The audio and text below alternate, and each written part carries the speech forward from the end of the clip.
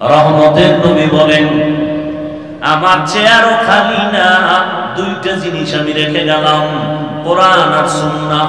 পাহারাদার রাখলাম আমার সাহাবায়ে কেরাম, এরপরে তাবেঈন, তাবে তাবেঈন, কিয়ামত পর্যন্ত আমার একদল কলিজার বন্ধু থাকবে, আমার নবুয়তের চেয়ারের পাহারাদার। এরা কারা? এরা হলো আমার ওয়ারিস, উলামায়ে আহলে হক।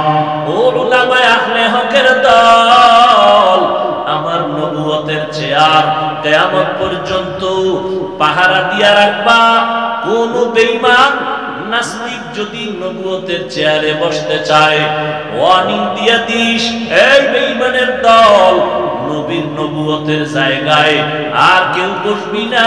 নবী দুইটা জিনিস রেখে গেলেন, আমাদের পাহারাদার বানাইলেন।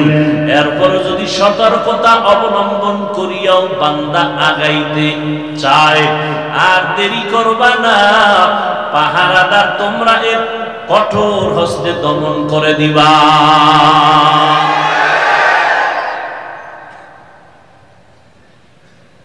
নবীজির কোন গুনাহ ছিল?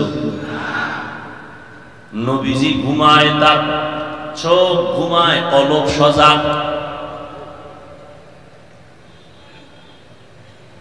রহমতের নবী শরীর মোবারকের ঘাম থেকে মিশকের ঘ্রাণ আসে। রহমতের নবী রাস্তা দিয়া চলতেছে, মেঘের খণ্ড ছায়া দান করে।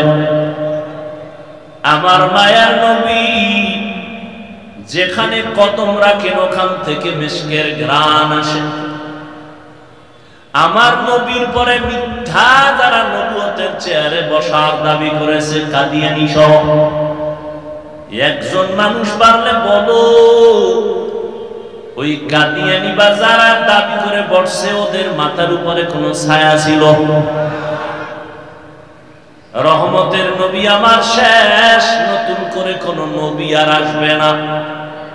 মা কানা মুহাম্মাদুন আবা আহাদিন মির রিজালিকুম ওয়ালাকিন রাসূলুল্লাহ ওয়া খাতামান নাবিয়্যিন ওয়া কানা আল্লাহু বিকুল্লি শাইইন আলিমা। নবুয়তের চেয়ার খালি, পাহারাদার কারা? উলামায়ে আহলে হক। কেউ যেন এই চেয়ারে বসতে সুযোগ না পায়। জীবন চলে যাবে, নবীর ইজ্জত নষ্ট হতে দেয়া যাবে না।